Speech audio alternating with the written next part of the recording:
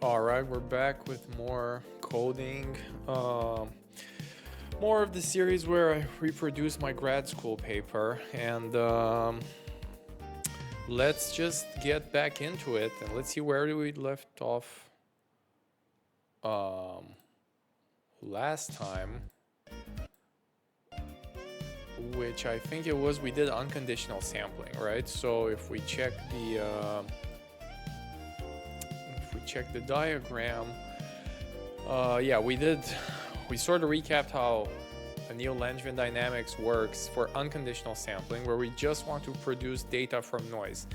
And another nice picture is that something like this, where a darker shade of green means a more realistic looking image, and lighter shade is a more noisy or noise-like or less structured image. So then first we have Langevin dynamics, which sort of takes an equal step size, well, proportional to the gradient too, but assuming the gradient is equal everywhere here, which is maybe not the best drawing. But then the Neo-Langevin dynamics sort of shrinks the step size and the added noise, because after every time we take a step, we also add some noise back to throw us in a sort of a circle or a hypersphere. So that pretty much implements our paper, except for the conditional part.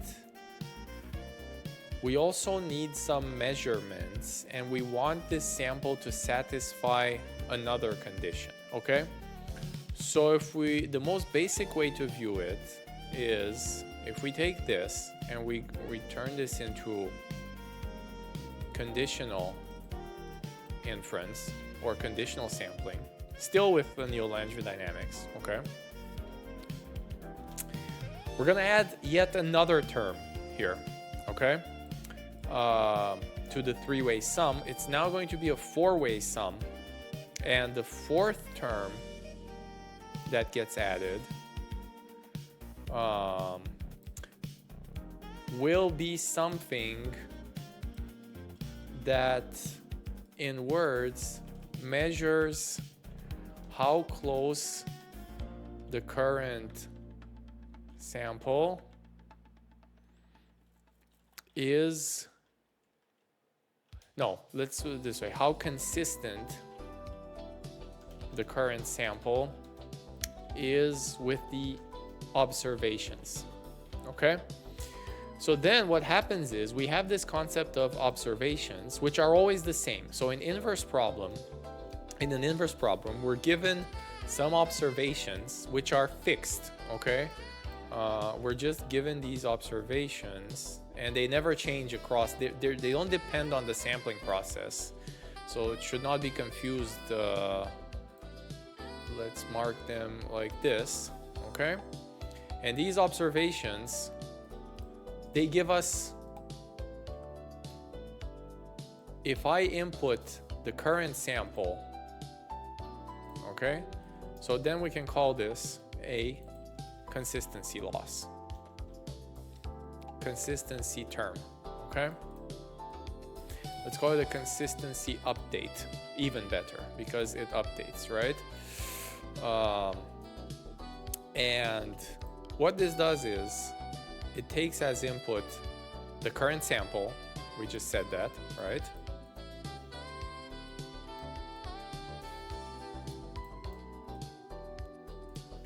And it also takes as input the observations, which are always the same. So I'm going to drag them from here, the same observations.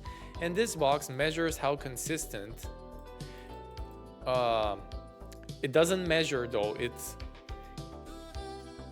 updates the current sample to be more consistent with observations, okay? And that's pretty much it. So then this repeats now. Nothing else changes, right? This is still iterative. Now we're gonna have another consistency update at the second step. Now I'm gonna have to make these larger, but it's the same formula, except this one now sees the new estimate, right? Oh, this is kind of crooked. Let's fix it. There we go. So now this guy again goes to its consistency update. The observations are the same, so they go in here. And this consistency update again informs the entire sum. And this repeats, okay?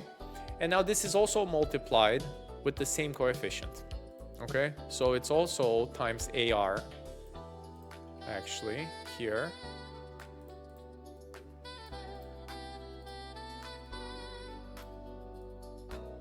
Like this. And it's times AR squared here, and so on and so forth. So the formula we have is very, very close to this. We just got to implement this consistency part, all right?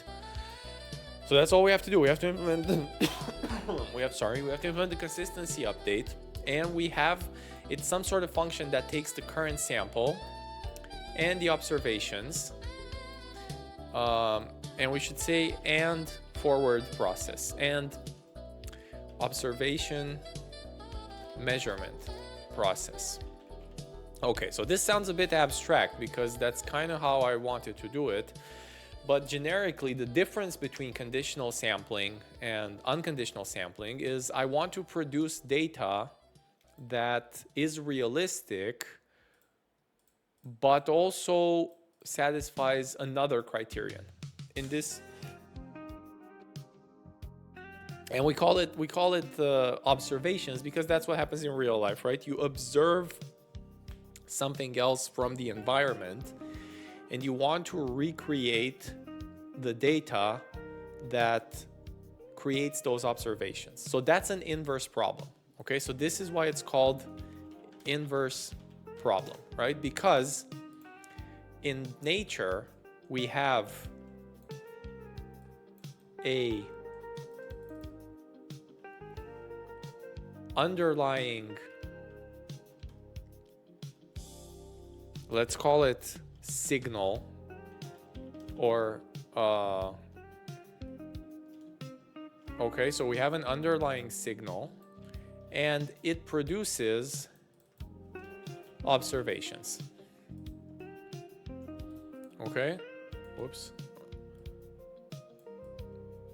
And the act of going from the signal to the observations in inverse problem world, this is called a forward process.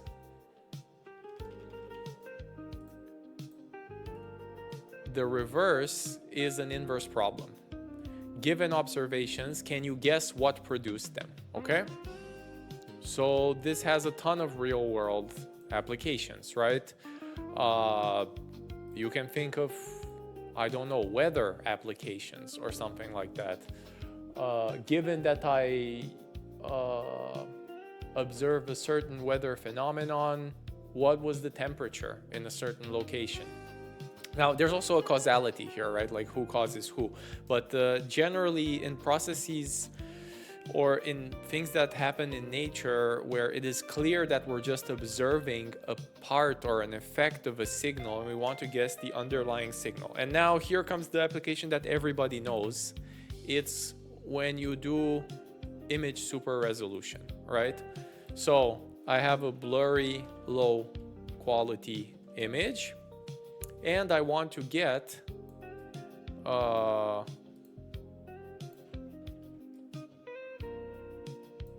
the clean image. Well,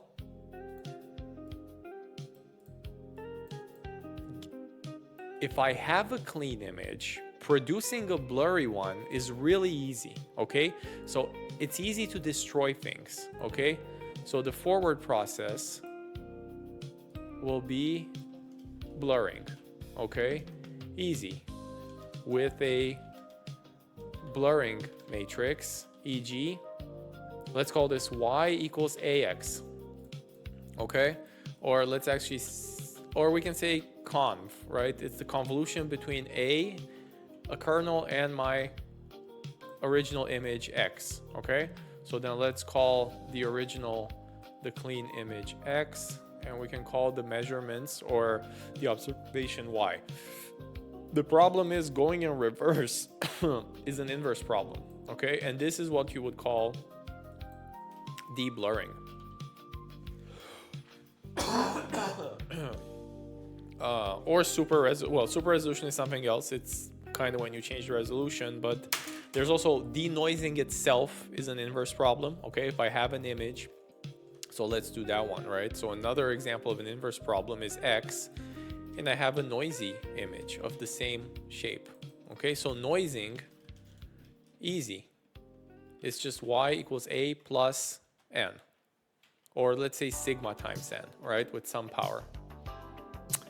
Denoising is not that easy. There's classical tools. The same goes for deblurring. There's classical tools to do it. There's AI tools to do it. And another one that's popular is in painting, right? So I observe image with missing pixels, okay? So let's say somebody censors it in a way that I just have like all zeros here. So I have a hole in my image. Can I guess what was here? Okay, so this is called in painting, which is y is a times x. Now, this is still a linear operation, right? I'm just gonna multiply. We can think of this as pointwise multiply. Sorry. So it's just a process where I multiply each pixel with either 1 or 0, and then I have some missing. They don't even have to be contiguous, right? I can miss a chunk here, and another chunk here, and a small chunk here, okay? So the process is, the reverse process is called in painting, because I want to paint inside the missing ones. This is just called masking, okay? The forward process. The inverse problem, or the reverse process, is in painting, okay? Which is much harder, again. So now maybe we understand why we explained it this way. Let's go back to our conditional sampling with generative models. Because if we look at the diffusion update, it helps us, the unconditional one helps us generate a realistic looking signal just from pure noise. And now I add this term which encourages the signal to behave consistently with the measurements, okay, with the observations. And if I know that measurement process and the observations, I can analytically write a function that tells me how close is the signal to my measurements if I were to measure it again, okay? So let's distill this picture to be even more intuitive then, right? So what does this tell us? This tells us that I start, okay, so start from an initial guess. Then I regenerate the measurements from it. This is easy, right? Because destroying is easy. Okay, so we know how to generate measurements because that's the forward process. And then I compare them with with real observations by using, e.g., sum of differences, sum of absolute or mean squared error,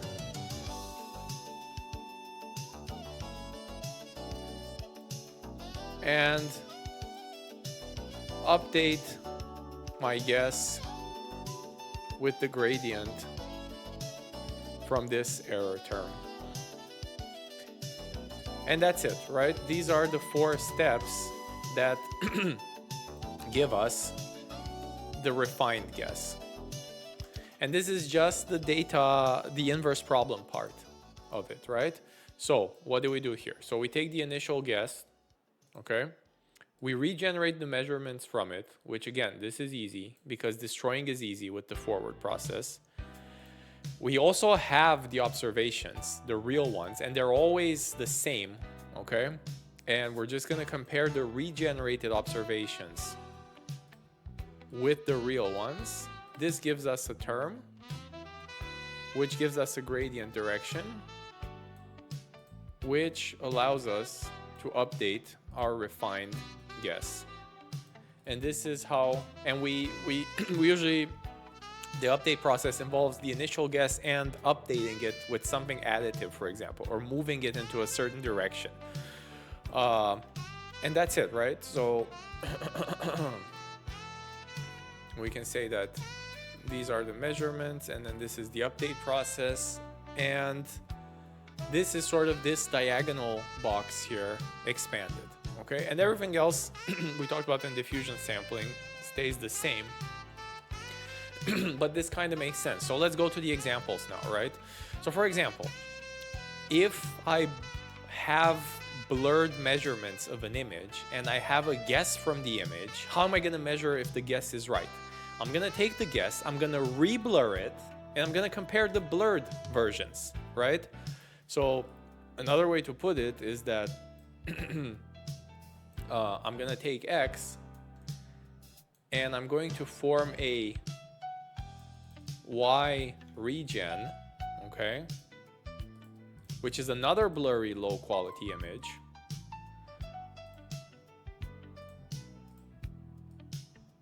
And then I just compare these two, and this gives me the update term, okay? The same goes for noising, okay? If I know that my measurements are noisy images, and I have something that I think is the clean image, how am I gonna tell if it's really consistent with the measurements? I'm gonna take the clean image and add noise back to it, okay? The same goes for masking, and think carefully, it's trickier here, okay? So let's say that I know that I observed only some pixels from an image, and now I have a guess for the entire image, including where I didn't see the pixels. How can I tell if it's consistent with the measurements? Well, I'm gonna remask it and basically delete those pixels and only compare it, right? So I'm gonna produce this thing here. Hey, thanks for joining. Thanks for joining the stream on YouTube. I am on YouTube too, yes. So we have we have this image with missing pixels, the observations, we have a guess for it. How am I going to compare it? Well, we're going to regenerate by remasking, okay? So this process becomes remasking, or just masking. We can just call it masking. And this makes sense because this is the only way we can coherently guess if something is consistent, right? Because if I have some observations, I'm just gonna regenerate the observations, and that's it. So we're gonna have to implement this in math, but then it's not that hard, right? Because masking is still y equals ax. So then the loss here, for example, just becomes y minus ax current. Okay, and then what did I say we do? We do the squared norm and we get the gradient of this. Okay, so this is actually what we do in our paper.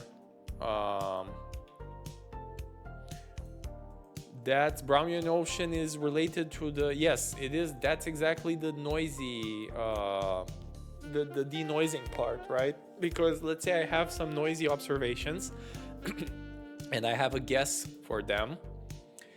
To compare how close I am, I'm just going to add some noise back and then I'm going to denoise. And actually, I'm going to do this repeatedly, but with reduced noise levels every time if I couple it with the diffusion sampling.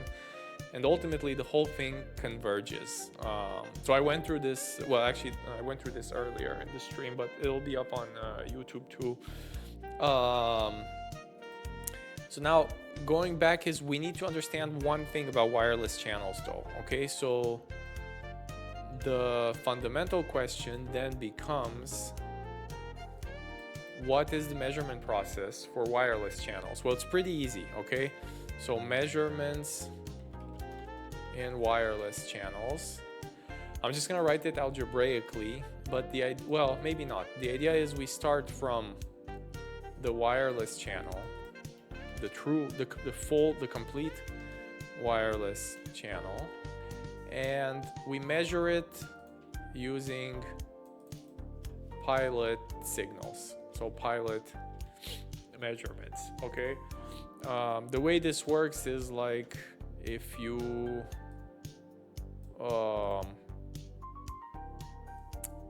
it's kind of like the multi-speaker thing, where imagine you listen to two people at the same time, and then you want to understand how their signals are interleaved. The information that you have is that you know what they spoke, okay, what each of them spoke. So then you have to recreate the channel from the mixed signal, right? So then this is called pilots, and then the inverse problem is called